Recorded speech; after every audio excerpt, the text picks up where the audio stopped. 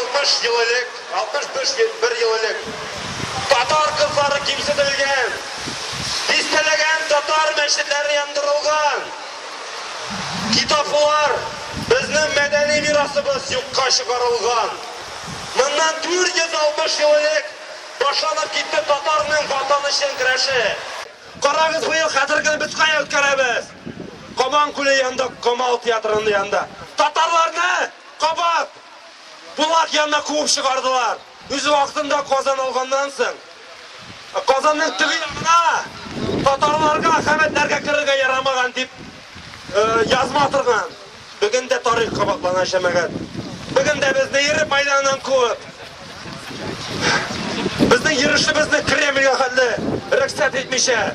Şu kaba şol bula boyuna sırdılar desang da bula.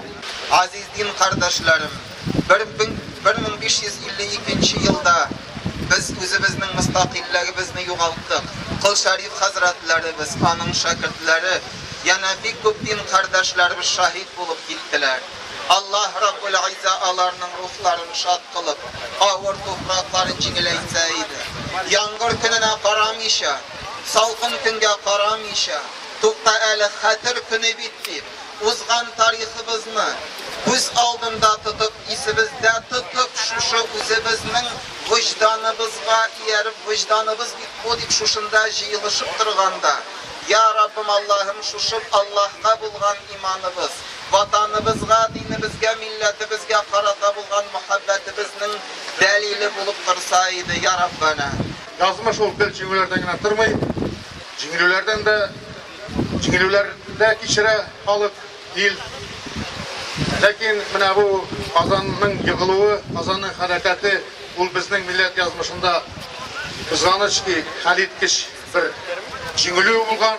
Bu cingülünün neticeleri әлі de bize sizdirip durar, sizdirip daha tugurun bu bizning yaşayışımızda. Çünkü biz müstakilligimizden vaz geçtik. Hem köyümüz indi mana tabii bir hal deyip sanay. Lakin her özün hürmet etken halkının, milletinin tüp maksadı elbette üz müstakil devlet tüzü. Hem biz bunu bir kaçında unutmaska iş. Kızganışka karşı şu 25 yıl içinde Tatar milli hareketi hem Tatar milleti bir küp derseler aldık hem bir küp derseler yoğalttık. Nerseler olmanı siz özünüz bilesiz. Biz şey mihvarga devlet alıp girdik. Biz meşitler açırga buluştuk Tatar mullalarına. Tiyatrlar açırga buluştuk. Okutuşlarga Tatar mektepleri açırga buluştuk. Onu bana şu yigitler işledi.